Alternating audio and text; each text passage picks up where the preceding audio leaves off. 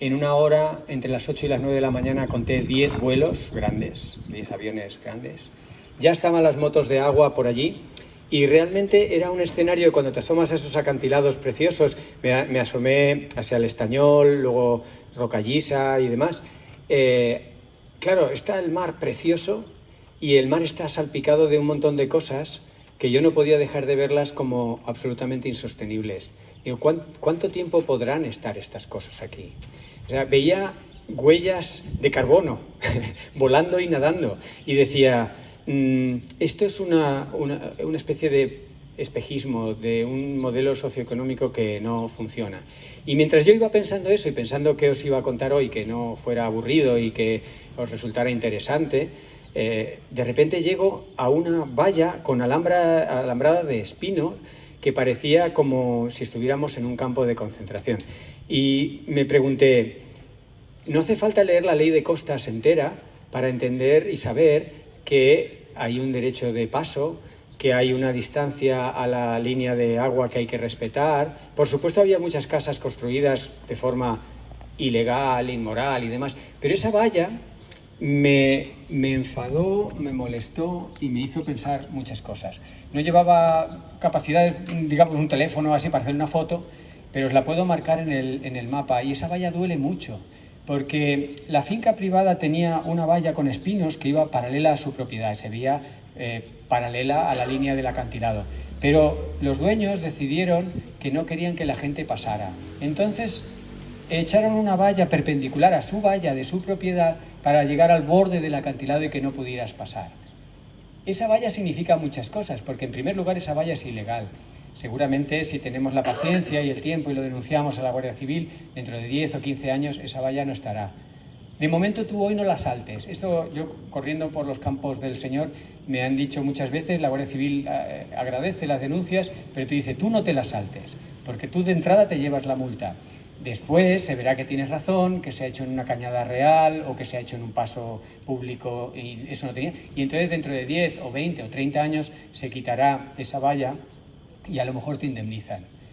Y digo, ya, no es mucho consuelo. Intenté desmontar lo que pude de esa valla, pero claro, no iba yo bien pertrechado y me arañé un poco y realmente al final me reconcilié con el Mediterráneo, que mola un montón, y dije, no vale la pena. Esta batalla, como decíamos ayer, hay que medir en qué batallas te metes, esta batalla no la voy a lidiar.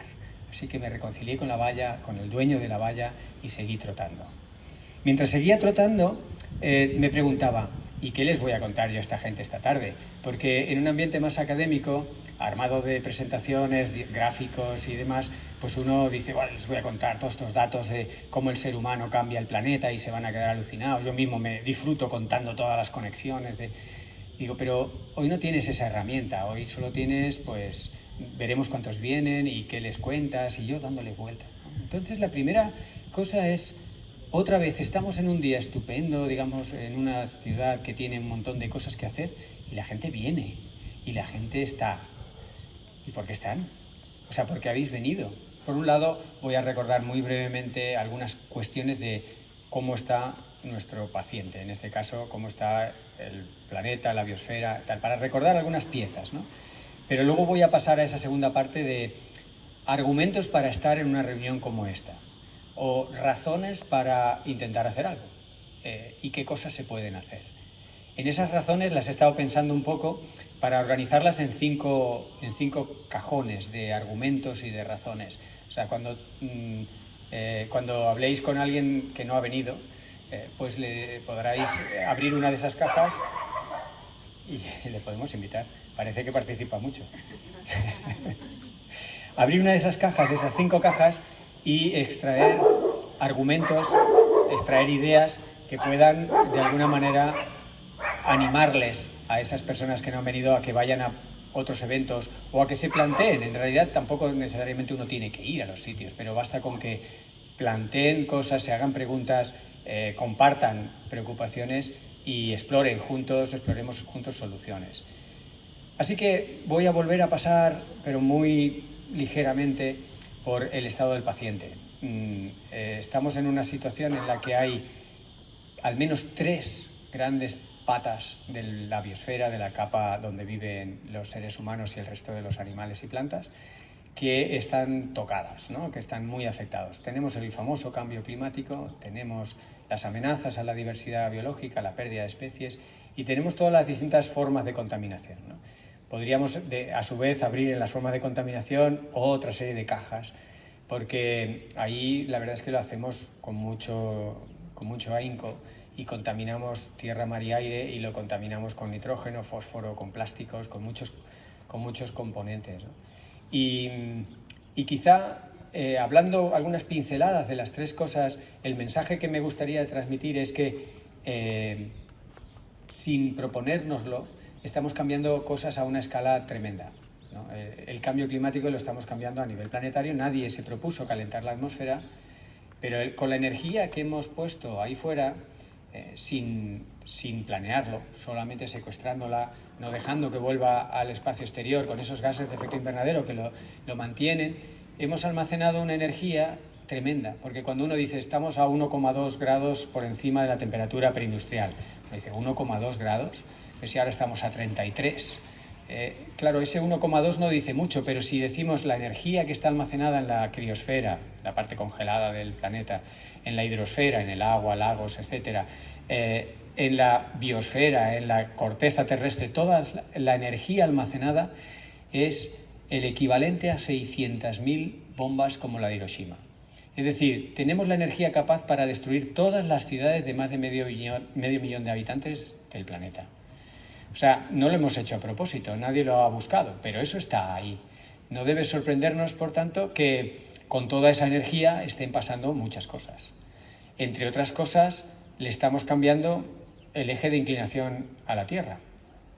Lo digo para que veáis, y por si acaso alguno cuestiona, que las acciones humanas son muy locales. Bueno, sí, son locales, pero a base de ser tantos y con tanta tecnología que amplifica nuestra acción, pues al final le cambiamos el eje de inclinación a la Tierra. Muchas personas dicen, qué exagerado, ¿cómo le hemos cambiado el eje de inclinación a la Tierra? Pues lo hemos cambiado 3 veces, y una de ellas al menos está muy relacionada con el cambio climático. La que está relacionada con el cambio climático tiene que ver con el famoso permafrost, que alguna vez hemos hablado. Estos suelos congelados en las zonas boreales, en Siberia, en Canadá. Este suelo congelado, al descongelarse, el agua drena por los ríos y el peso de ese agua se traslada a otras zonas del planeta. Con lo cual el centro de gravedad del planeta se cambia, al cambiarse se cambia el eje de inclinación, e incluso el día es ligeramente más largo.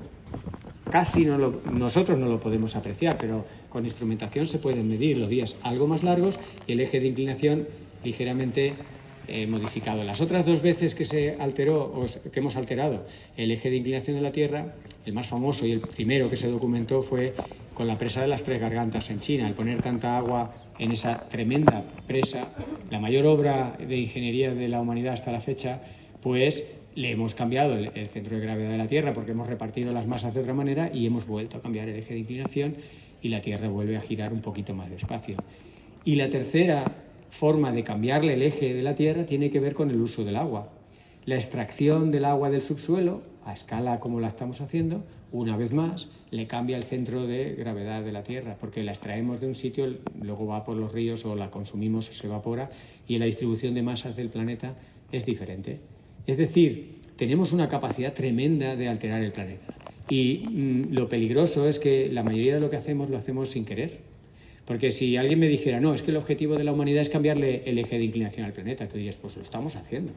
No lo hemos propuesto. De momento tiene muy poco impacto este aspecto tan importante. También estamos atenuando la estratosfera. Nosotros vivimos en la troposfera, que es donde emitimos nuestros gases, pero estos gases de efecto invernadero están comprimiendo la estratosfera, la capa que queda por encima, y ya es 400 metros más estrecha, más fina, más delgada de lo que era hace, en los últimos 40 años. Hemos perdido 400 metros. Y el pronóstico es que para el mediados de siglo, para el 2050, perdamos prácticamente 1 kilómetro de grosor, de seguir así.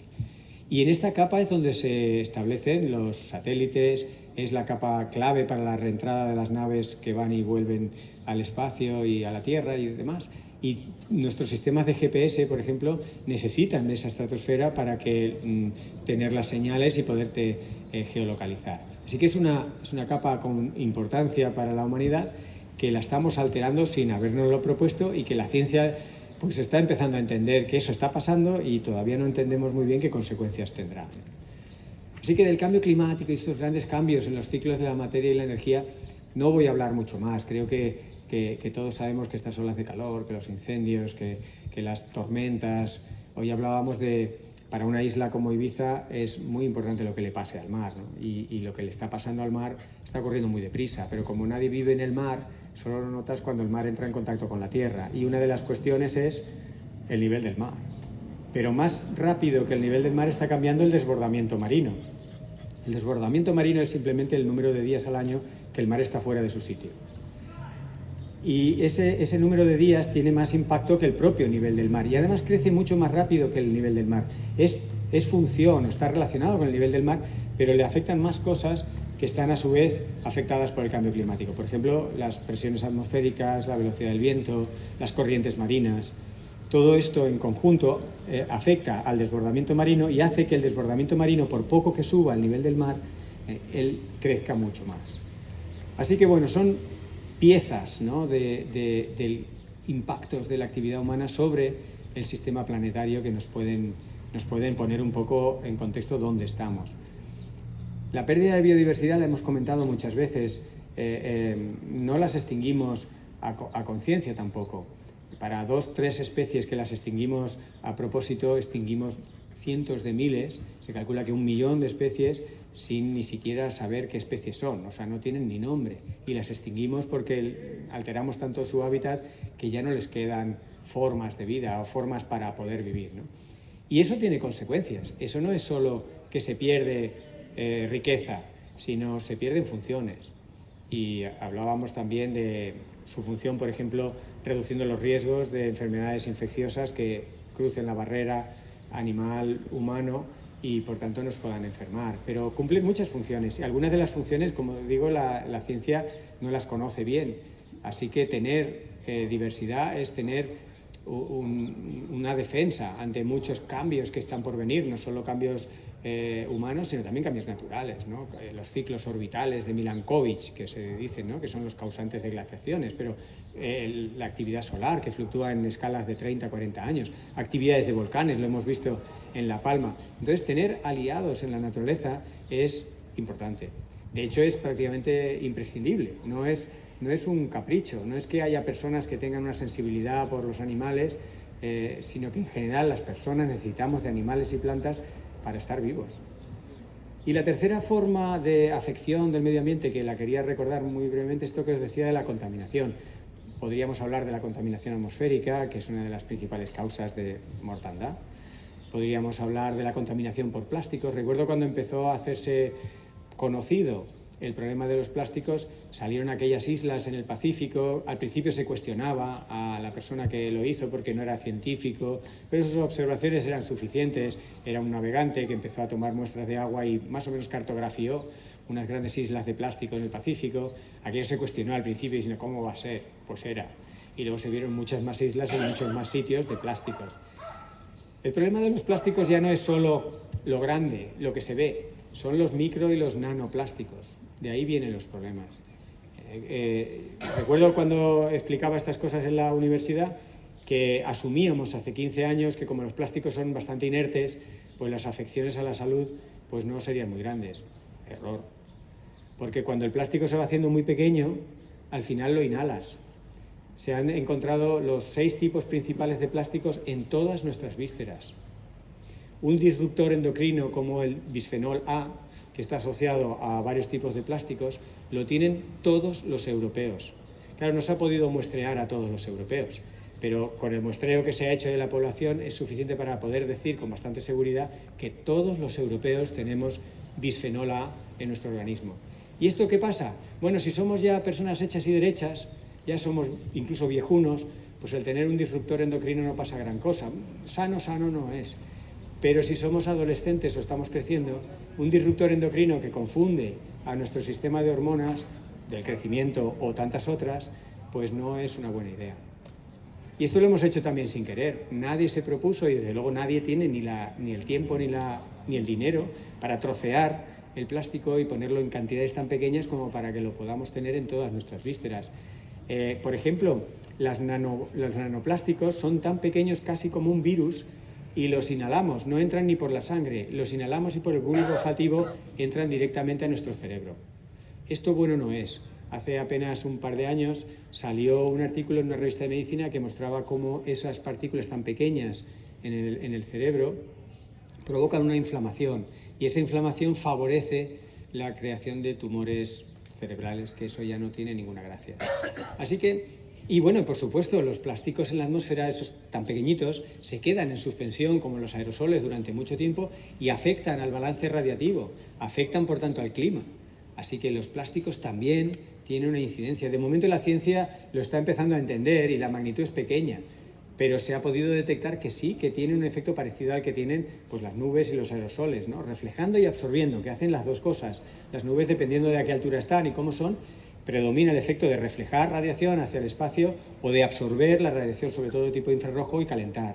Pues con los nanoplásticos está pasando algo así. Yo creo que todos habéis leído que se han encontrado plásticos en las fosas marianas, en el Himalaya, que hay plásticos por todos lados. Bueno, pues miraros dentro o imaginaros que los tenemos no solo en los intestinos, que comemos plástico. Se encontró la cadena trófica completa por primera vez en el año 87 en México con las mollejas. Las mollejas, que son muy ricas, pues resulta que tenían plásticos porque las gallinas comían en suelos en los que había mucho plástico.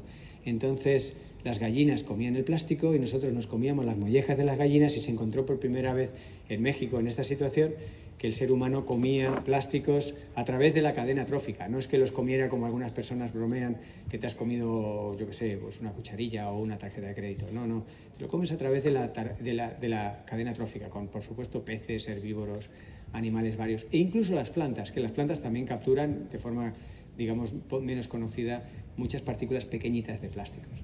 Esto para ilustrar esa tercera pata de los plásticos, pero yo lo voy a dejar ya aquí. O sea, apelo a vuestras capacidades de naufragar en internet y buscar allí fuentes de información de lo que os llame la atención en este mundo que alteramos, como digo, sin querer y que nos acaba salpicando en nuestra salud y en nuestras actividades cotidianas.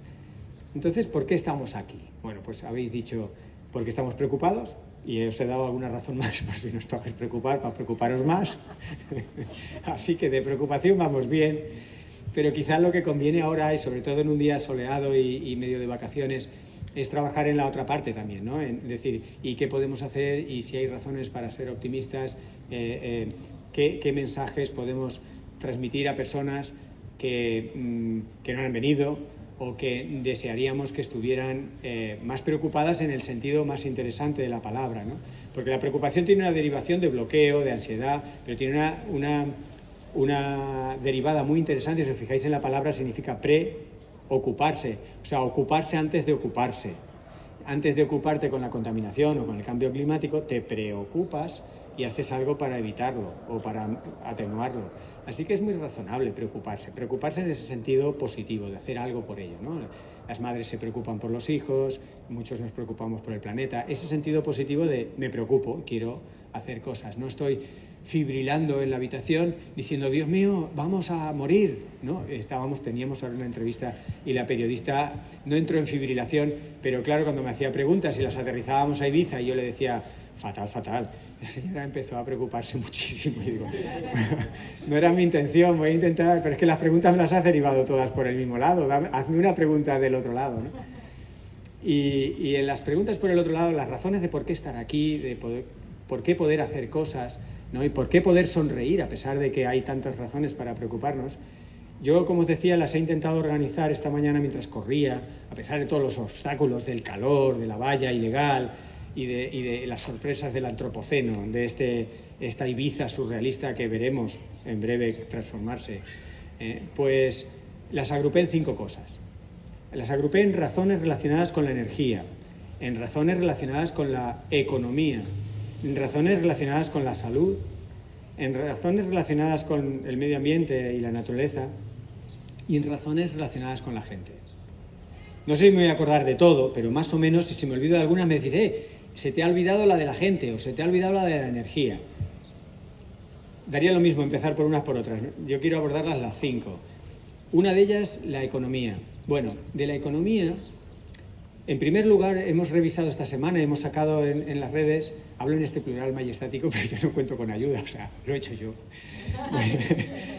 O sea, yo voy leyendo, leo de cosas, aunque soy ecólogo, pero tengo digamos, el músculo científico de leer en buenas fuentes, de contrastar, y las cosas que no entiendo, pues le pregunto a un colega de la economía y le digo, oye, ¿lo estoy entendiendo bien? Y dice, sí, Fernando, lo has entendido bien. Vale, pues entonces lo publico en las redes. ¿Qué he publicado? Algunas de las cosas que he publicado estas semanas es los costes asociados, los costes económicos asociados al cambio climático se han infravalorado. Y cito el artículo científico, cito por qué se han infravalorado. Se han infravalorado porque se han hecho solamente, digamos, un estudio sin tener en cuenta el factor amplificador, sin corregir por la dinámica temporal del cambio climático, sin tener en cuenta otros factores que también están ocurriendo con el cambio climático, etc. El caso es que hay toda una serie de razones que te llevan a la economía tradicional infraestima los costes asociados al cambio climático. Pero es que hay otros artículos que nos muestran que los costes de mitigar el cambio climático, de hacer algo para frenar el cambio climático, han sido sobreestimados. Se han considerado mayores de lo que son. Las razones tienen que ver con cosas que yo tampoco entiendo del todo, que tienen que ver con costes dinámicos y estáticos, por cómo se calcula en el tiempo esos costes, etc. El caso es que se han calculado por encima de lo que son. Entonces, ¿cómo van a dar las cuentas? Claro, si tú calculas que te va a resultar más caro hacer algo y calculas que los impactos económicos son menores, dices, pues bueno, pues tampoco vamos a hacer nada por el cambio climático. O sea, como un economista, digamos un economista tradicional, va a seguir pensando en vivir la vida loca y en hacer la economía as usual. ¿Por qué? Porque en realidad la amenaza del cambio climático no es tan grave en términos económicos y cuesta un dineral hacer cualquier cosa. Y las dos cosas están sesgadas. Además, como hablábamos el otro día, realmente es muy rentable hacer algo, precisamente porque si afinamos, veríamos que no es tan caro y que ahorras muchos gastos. Y todo lo que sea anticiparte a las tormentas, a los desastres y demás, normalmente es mucho más económico que esperar a que ocurran y reparar. O sea, reparar es siempre más caro que atenuar. Lo hemos visto con las pandemias, ¿no? Hacer frente a una sola pandemia cuesta mucho más dinero que evitarlas o reducir los riesgos de todas. Así que ese principio se lo podríamos explicar a algún amigo economista o que le preocupe la economía y que dices, no, pero ¿cómo vamos a cambiar el modelo económico de Ibiza? Bueno, pues te doy aquí, tengo una cajita de razones y aquí hay alguna. Y a lo mejor vienes a la próxima o tú mismo desde la economía, si tanto te preocupa, pues te lo estudias y ves dónde estamos. Otra de las cajitas. Bueno, la cajita, por ejemplo, de la salud. En un intento de salirme de esos debates tan estériles en los que nos identificamos, yo soy de izquierdas, yo soy de derechas, yo tengo dinero, yo no tengo dinero, yo soy pobre, yo soy rico, yo soy grande, yo soy pequeño, yo soy de la generación boomer, yo soy... todas esas clasificaciones que hacen simplificar mucho el debate político, en el fondo yo intento librarme de esos debates porque son debates que nacen ya muy viciados y que no nos enriquecen. Y una de las formas que he encontrado para librarme de ese debate es precisamente apelar a la salud.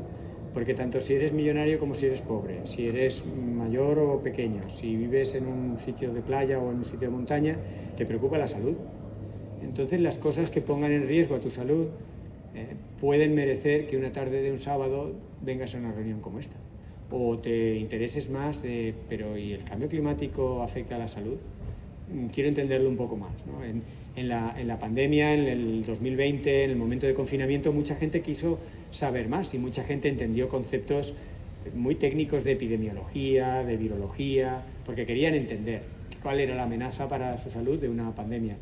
Pues el cambio climático y estas formas de degradación y la pérdida de diversidad generan lo que se conoce como muertes prematuras, o muertes que ocurren antes de lo que estadísticamente correspondía, muertes evitables, por tanto. Y esto lo hablábamos ayer también, si nosotros representamos la esperanza de vida, la evolución de la esperanza de vida, vemos que hubo un aumento muy grande en el siglo XX en el que se duplicó, pasamos de 40 a 80 años, y fue un salto extraordinario debido sobre todo a los grandes avances de la medicina, ¿no? Sobre todo la disminución de la mortandad infantil, una serie de grandes avances permitieron aumentar significativamente la esperanza de vida. Pero la esperanza de vida está estancada y empezando a disminuir. ¿Por qué? Desde luego la medicina sigue haciendo avances, terapias génicas, lucha contra el cáncer, se está avanzando. La medicina avanza muy deprisa, pero más deprisa avanza esta degradación ambiental, generando esas muertes prematuras, esas muertes evitables que os estoy comentando, ¿no? Y tenemos, por ejemplo, fijaros qué magnitudes hablamos, 9 millones de personas que mueren por contaminación atmosférica. Son 9 millones de personas al año, es decir, una COVID y media cada año por respirar una atmósfera contaminada. El cambio climático no se sabe exactamente cuántas, pero también son decenas de millones de personas que mueren por razones indirectas relacionadas con el cambio climático, del orden de medio millón por razones directas. Entonces, si mitigamos el cambio climático, si reducimos la contaminación atmosférica, habrá millones de personas que morirán cuando tengan que morir, por la enfermedad que les toque o por un accidente o por lo que toque estadísticamente que esa persona fallezca, pero no por razones ambientales que contrarrestan los avances de la ciencia. Así que si te preocupa la salud, pues tienes una razón para venir una tarde como esta a hablar de estas cosas y ver qué podemos hacer, o una justificación o un argumento para entender mejor en qué lío estamos metidos. Llevo 2, ¿no? Me quedan 3 cajitas. Tenemos la cajita de la energía. La cajita de la energía es precisamente uno de los detonantes del cambio climático y uno de los grandes causantes de la crisis ambiental es el consumo, el uso no sostenible de la energía, básicamente de los combustibles de origen fósil. ¿Y si revisamos cuánta energía necesitamos? Pues necesitamos mucha menos energía de la que ya tenemos. Y eso es una buenísima noticia para todos, excepto para el sector energético, claro. El sector energético hace negocios de eso. Pero ¿y si repasamos el modelo energético? ¿Y si repasamos el modelo social? ¿Y si repasamos el modelo capitalista, que básicamente se apoya en hacer negocio de todos? Creo que los agricultores y agricultoras, que luego hablaremos, cumplen con una función esencial, que es darnos de comer. Pero una cosa es darnos de comer y hacer negocio, y otra cosa es hacer negocio y darnos de comer. El orden de los factores altera el producto. Y el sistema en el que estamos metidos hace negocio de todo, de salvar vidas y de matar gente.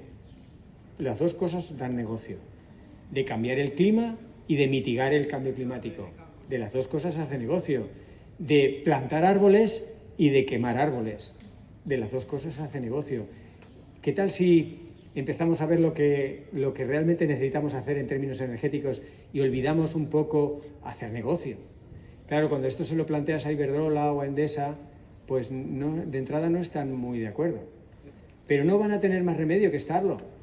La cosa es que, como ocurre con muchas de estas historias, si tú te pones en ese chip, te adelantas a la competencia, te ganas la empatía de los, digamos, no solo los que estamos aquí, sino de cada vez más gente que entiende que es una compañía que claro que quiere hacer dinero, pero no antepone hacer dinero a la vida de las personas, sino vela por las personas y luego, proveyéndolas de algo vital como es la energía, procura dar la energía justa y no en exceso, y cuando se le plantea desde el gobierno hacer una transición energética, no se descuelga con unos planes de poner energía fotovoltaica y solar para producir 9 veces la energía que se está produciendo ahora. 9 veces.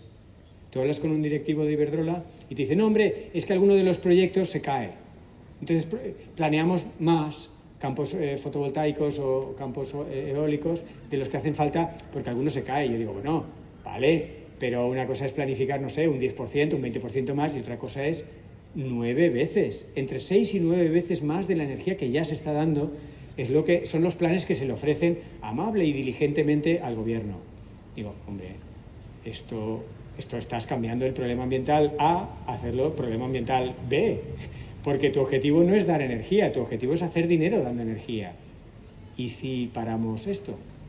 ¿Y si nos preocupamos un poco de revisar las cosas? Hablábamos, por ejemplo, de la carta suicida que hemos firmado, la mayoría de nosotros sin saber que la estamos firmando, porque nosotros ejercemos la democracia una vez cada 4 años, salvo alguno de nosotros que cada día nos preocupa por dónde vamos y intentar a nivel local o no tan local intervenir en la política. Normalmente decimos, yo ya he votado, fíjate estos políticos, les ponemos verdes, no les invitamos a cenar, no hablamos de ellos, y luego ya cuando llegan las elecciones, uy, qué mal lo han hecho, uy, qué bien lo han hecho.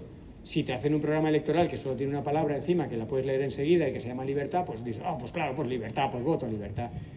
Pero ¿qué responsabilidad es esa? O sea, ¿de verdad crees que estos problemas que hemos hablado al principio se van a resolver votando, no sé, libertad un día cada 4 años? O sea, todavía me sorprende, poco nos pasa, ¿no? Quiero decir, poco nos pasa tomándonos la política y la vida política con esta ligereza. Tú le delegas a los políticos y ¿qué hagan? No, hombre, no, habrá que estar un poco allí. Oye, ¿y mis tomates? Oye, ¿y mi transporte público? Oye, ¿y mis escuelas? No, habrá que estar un poco, y si no lo hacen bien, pues decirles, oye, mira, y hay instrumentos, que es que hay instrumentos de participación, no es que no tienes por qué ser un rebelde como de Extinction Rebellion, oye, bienvenidos sean, pero no todo el mundo tiene que ser tan activista, hay un gradiente, y tú puedes ser activista, digamos, desde la razón y desde tu actividad profesional y decir, pues no, que estas grandes compañías eléctricas se limiten a darnos energía, punto pelota, que no está el horno para bollos, que hay un calentamiento, que hay otros problemas y que no nos planeen 6 o 9 veces más de energía de la que nos hace falta, que ya tenemos el doble de la energía que necesitamos para ser sanos y felices, como veíamos ayer en algún trabajo, creo recordar, de Jackson y colaboradores. O sea, tenemos el doble de lo que necesitamos y nos ofrecen entre 6 y 9 veces lo que ya tenemos, ¿no?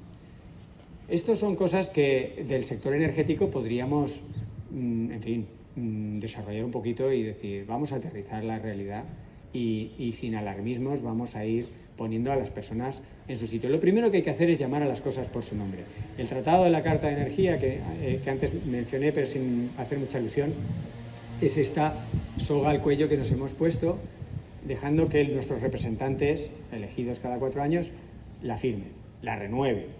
Y el Tratado de la Carta de Energía básicamente es un cheque en blanco para que las energéticas, amparadas por el servicio necesario e imprescindible de proveernos de energía, hagan lo que quieran. Y si hacen su proyecto de hacer 6 o 9 veces más de la energía que hace falta, pues hacen dinero.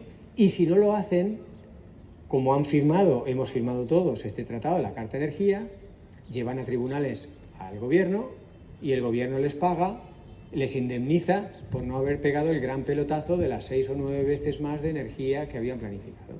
Entonces, ¿pero cómo firmamos el Tratado de la Carta de Energía? ¿Pero cómo hemos firmado esto? En las 3.000 páginas del último informe del panel gubernamental de cambio climático dicen muy claro, que firmar el Tratado de la Carta de Energía es incompatible con haber firmado el Tratado de París, el Acuerdo de París. El Acuerdo de París ponía unos límites a las emisiones que parecía que a todos nos sonó razonable, que no debíamos calentar más de 1,5 grados y que, por tanto, pues las emisiones tenían que quedarse en una franja razonable, etcétera. Y ahora te dicen los investigadores que hacen cuentas y te dicen, si firmas esto, te cargas esto. Y alegremente tú lo firmas. Es como si ya tienes una hipoteca, ¿no? Y te has hipotecado y te vuelves a hipotecar. Y dices, pues es que no te van a dar las cuentas. Claro, si al nuevo banco no le dices que ya tienes una hipoteca, igual te da una nueva hipoteca. Pero tú tienes que ser responsable y decir, a ver, ya estoy así de deudas, no puedo contraer otra vez estas deudas. Energía, caja 3. Caja 4, vamos a hablar de la gente, ¿no? Ya no sé cuál era la caja quinta, me falta una, era gente, ¿cuál? Medio ambiente, naturaleza, es verdad. Bien, recordármelo, que además ese mola, si es que nosotros somos naturaleza. Entonces todo lo que tenga que ver con bichos y plantas, aunque la gente no sepa ni cómo se llama un ruiseñor, es que la gente valora la diversidad biológica. La gente es más sana, la analítica de una prueba en sangre de personas que no conocen, pero que están en un parque como este con más biodiversidad, es más positiva. La gente es más saludable rodeado de biodiversidad, aunque no seas biólogo y no sepas distinguir un mirlo de un estornino, pero de alguna manera lo valoras hasta el punto de que tu analítica en sangre es mejor. O sea que hablaremos de la naturaleza. Bueno, ya que sigo con la naturaleza, luego hablo de la gente. La naturaleza tiene mucho músculo. Yo lo que quería era hablar del músculo de la naturaleza. Cuando aflojamos la presión, cuando en lugar de ver 3 cruceros esperando para entrar en el puerto hay uno o ninguno, la posidonia y los ecosistemas marinos se regeneran. Igual no se regeneran todo lo rápido que nos gustaría y no están todas las especies que necesitamos, pero caray, tenemos un montón de ejemplos. Yo me encargo muchas veces a título casi como cruzada personal de ir recopilando ejemplos. La bahía de Nueva York, por ejemplo. No hay lugar más contaminado en el mundo que la bahía de Nueva York. Aquí en Ibiza todavía os queda mucho para contaminarla tanto como está la bahía de Hudson, del río Hudson, donde está la ciudad de Nueva York. En esa bahía, de repente, unos oceanógrafos hacen un muestreo de diversidad biológica 15 años después y dicen, anda, pero si hay un montón de unos determinados peces y unos determinados crustáceos, cangrejos y demás. Y esto se dieron cuenta que simplemente habiéndoles dado espacio, pequeños sitios en la gran infraestructura portuaria y costera de toda la bahía de Hudson, la naturaleza encontró la forma de en esos sitios tan ultracontaminados de poner allí la fase sésil de esos organismos que pasan por varias etapas a lo largo de su desarrollo y pudieron arrancar de casi la nada en un ambiente muy, muy contaminado. Y eso trajo consigo no solo esas especies que se identificó en principio, sino funciones ecológicas, depuración hasta cierto grado de una bahía muy contaminada, y decir, ¿con qué poco vive la naturaleza? ¿Y qué funciones hace? O sea, toda esa función que estaban haciendo cuando la calibras, dices, esos son millones de dólares. O sea, si nosotros tuviéramos que depurar esa parte que están haciendo estos organismos, nos costarían todos estos millones de dólares. O sea, la naturaleza tiene un tremendo músculo. Las soluciones basadas en la naturaleza son tremendamente rentables, la implementación suele ser muy simple, no requiere de grandes inversiones, lo que requiere es de un poco de paciencia, porque la naturaleza tarda un tiempo. Esos crustáceos y esos peces tardaron algunas décadas, en este caso 15 años después vinieron y dijeron, caray, ¿cómo ha mejorado esto, no? A la naturaleza dándole tiempo saca ese músculo, y ese músculo lo necesitamos más que nunca, porque somos mucha gente, porque tenemos todo ese diagnóstico que hemos visto de cómo están las cosas, y por tanto tenemos que aliarnos con la naturaleza, no solo porque nos gusten los pájaros y los peces y las orquídeas, que también, sino nos tenemos que aliar por practicidad, porque no tenemos capacidad para polinizar los almendros, necesitamos de las abejas, es que la función de polinización cuesta un dineral, si le hiciéramos con pincelitos, llevando el polen de un almendro a otro, tendríamos que ser miles de nosotros, dedicando miles de horas para polinizar, y las abejas lo hacen y solo tenemos que asegurarnos que hayan abejas. Entonces, aliarnos con la naturaleza no es una cuestión de perroflautas, o no solo de perroflautas, no es solo de ecólogos como yo, es una cosa de lógica aplastante, de lógica terrible, ¿no? Podemos ir a las otras cajitas de lógica relacionada con la salud, de lógica relacionada con la energía y de lógica relacionada con la economía, por supuesto. El músculo de la naturaleza es sorprendente. En cuanto aflojamos el pie del acelerador, la naturaleza crece y nos ayuda. Entonces, ¿por qué no aprovecharlo? ¿Por qué estar de espaldas a la naturaleza? ¿Por qué seguir pensar de dónde venimos, ¿no? Y me voy a hacer eco de esas palabras tan insidiosas y tan paletas que dicen algunos de nuestros representantes políticos, ¿no? Que dicen, vosotros estáis pensando en volver a la caverna, pero serás paleto. O sea, alguien en algún momento ha dicho que vamos a volver a las cavernas, y además, ¿tú te has fijado algunas cosas de la caverna? Es que ni tan mal. O sea que esa idea de volver a las cavernas es una absoluta tontería. realmente es una tontería, porque ni vamos a volver, ni hay cosas en la caverna que están del todo mal. Esa vida en contacto con la naturaleza, como os decía, nos hace sanos y felices. Hay personas en situaciones mentalmente perturbadas, con estrés, ansiedad, problemas, trastornos mentales, que se curan en contacto con la naturaleza. Y esto no es una cosa nueva, solo que ahora los números de trastornos mentales crecen y por tanto las medidas para salvar esos trastornos tienen que diversificarse y tienen que amplificarse, ¿no? También somos más sensibles a esos trastornos de lo que eran antes, ¿no? Nadie habla de locos. Antes se hablaba de locos y se los aislaba en un balneario alejado para no ver locos. Bueno, pues ahora todos estamos un poco enloquecidos y la naturaleza nos aterriza y nos relaja, ¿no? Muchas veces decimos, tenemos que desconectar, pero en realidad lo que tenemos es que reconectar.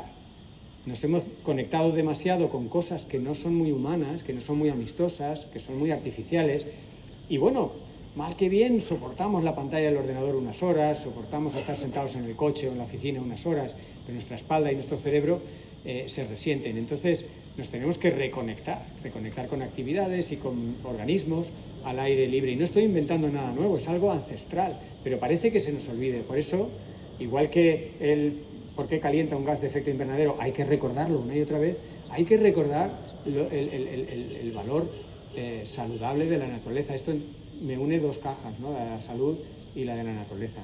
Así que la última caja, la caja de la gente. La gente tiene un tremendo potencial y además somos gente, no podemos renegar de eso. Hay personas que de alguna manera casi patológica viven y recrean y ponen todas las barreras para vivir aislados. Ellos se lo pierden y muchos de ellos pagan las consecuencias de ser tan ciegos para no ver las ventajas de vivir en sociedad, en una sociedad bien entendida, en una sociedad en la que tienes un papel y en la que te sientes satisfecho jugando esos papeles. Esos papeles pueden ser múltiples, pueden ser más biológicos, más profesionales, pero tienen que tener esa dimensión humana que se pierde, por ejemplo, en la vida de una gran ciudad. Y la gente en esa estructura social tiene una tremenda sensatez. Lo hemos comprobado muchas veces en movimientos ciudadanos de gente con poco conocimiento, pero con sensatez. Es que la sensatez y el conocimiento son variables independientes. Se dan las cuatro combinaciones. Puedes tener mucha sensatez y poco conocimiento, mucha sensatez y mucho conocimiento, y lo mismo. Puedes tener poca sensatez y tanto mucho como poco conocimiento. Son variables independientes. Tendemos a pensar que la gente de la universidad adquiere sensatez. No. Algunos sí, pero en la universidad lo que se adquiere es conocimiento. ¿Qué haces con ese conocimiento?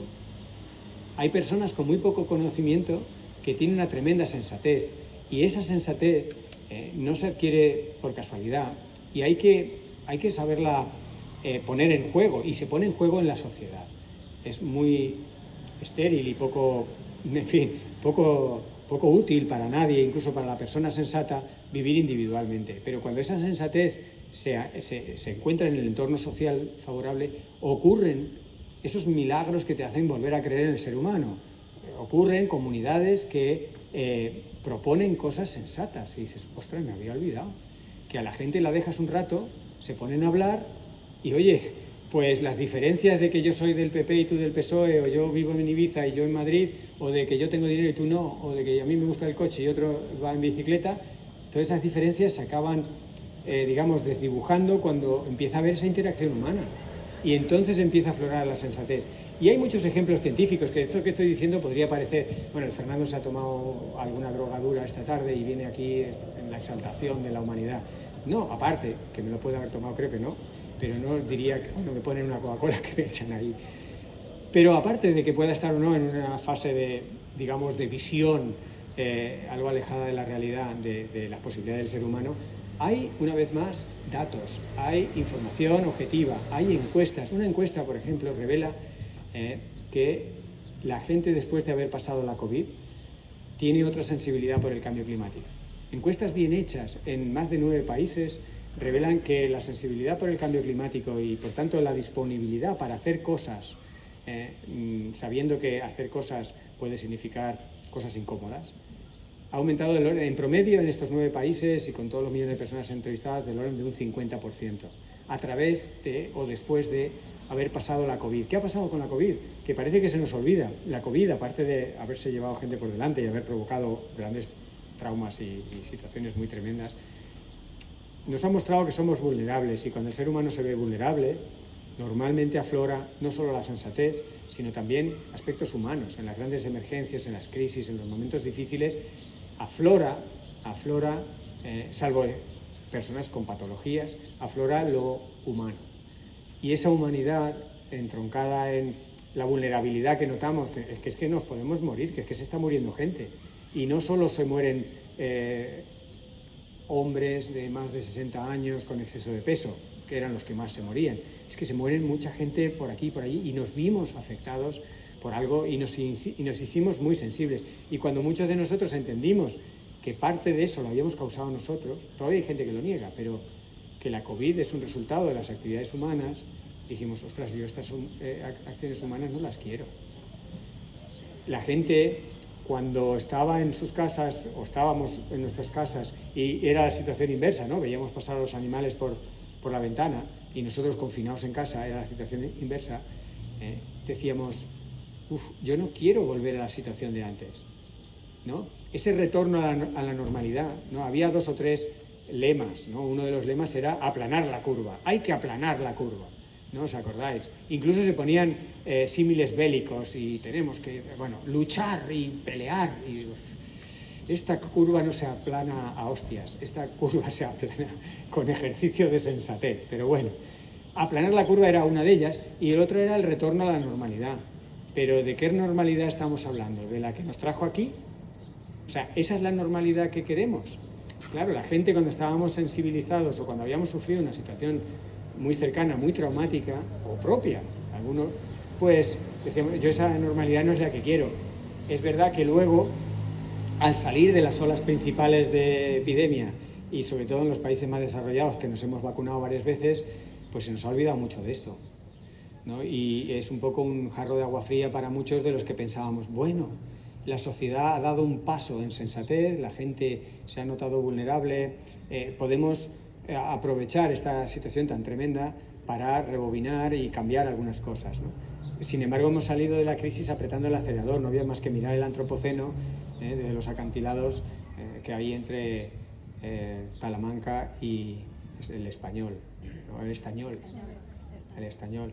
Cuando uno mira eso, puedes mirar el mar Mediterráneo y pensar en el músculo de la naturaleza, o puedes mirar un poco más allá y ver los cruceros, ver los aviones y decir, ups, esta no es una realidad muy sostenible, y quizá no es la realidad que nos guste si entendemos esas 5 cajitas de cosas que pueden venir de la mano de posiblemente aplicar sensatez. Por supuesto, como científico creo que también hay que aplicar ciencia, pero no pensemos que es una solución a estos problemas científica. La solución no es científica, y lo dice un científico. O sea, podemos nosotros criticar a nuestra madre, pero a tu madre que no la toquen, ¿no?